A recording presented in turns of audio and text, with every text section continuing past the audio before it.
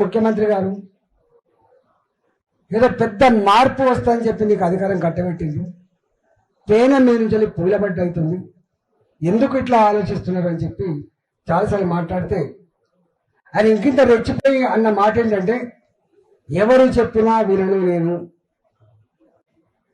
నాకు నేనే నిర్ణయం తీసుకుంటా, పక్కా కూలగొట్టవలసిందే, మొత్తం బుల్డోజర్లు పెట్టవలసిందే, అడ్డమచ్చినోని బుల్డోజర్ కింద తొక్కవలసిందే, కూలగొట్టవలసిందే.